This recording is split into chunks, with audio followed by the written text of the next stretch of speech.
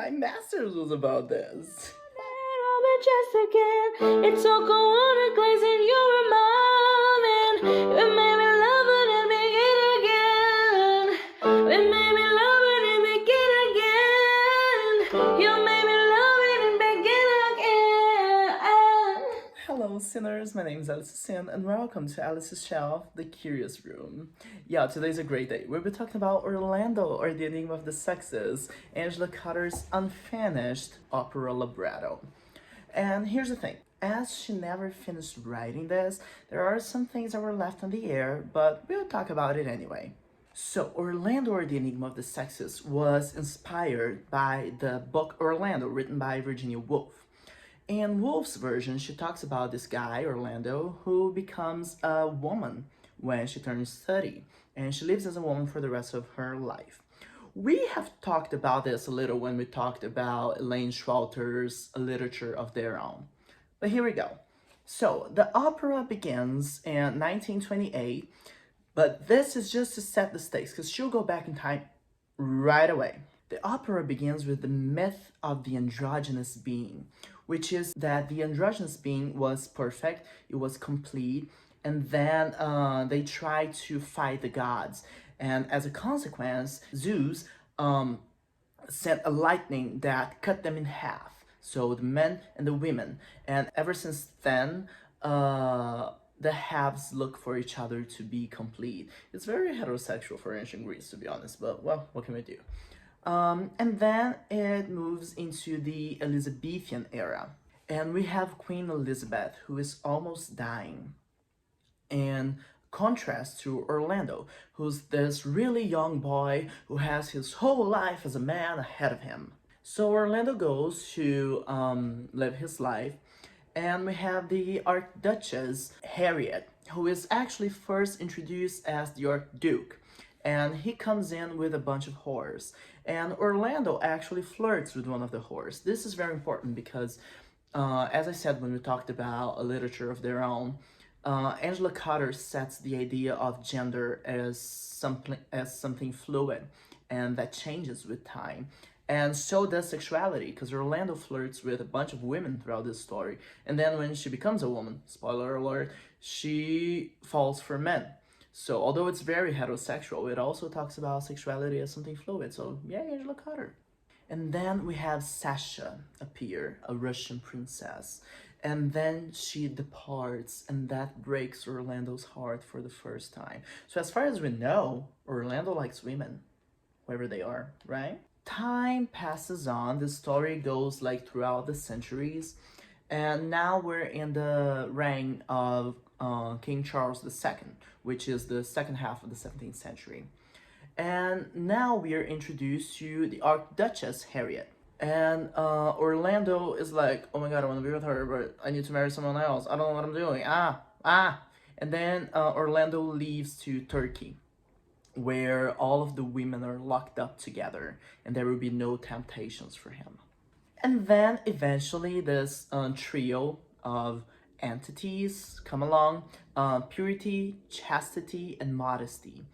And they are trying to keep Orlando from awakening.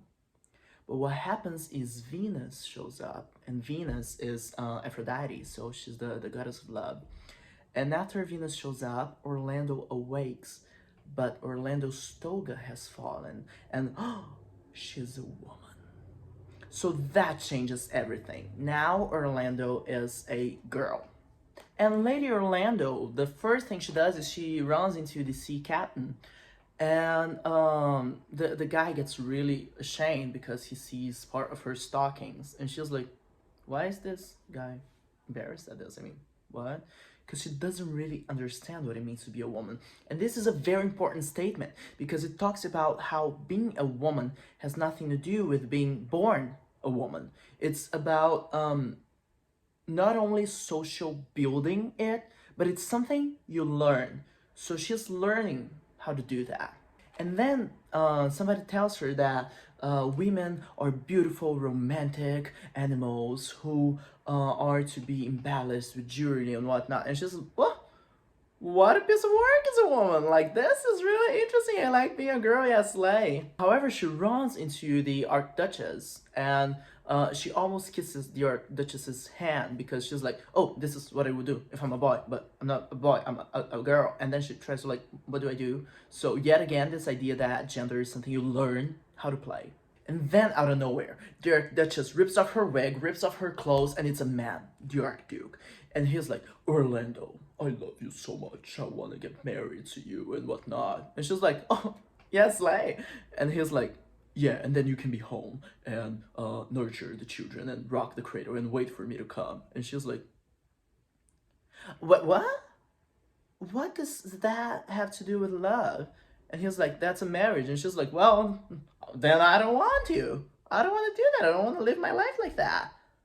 And then he's like, but that's how it goes. And she's like, well, I'm not playing that game. So we have the refusal to gender, you know, like it's in opposition to her sex because she has a vagina, so she's a woman.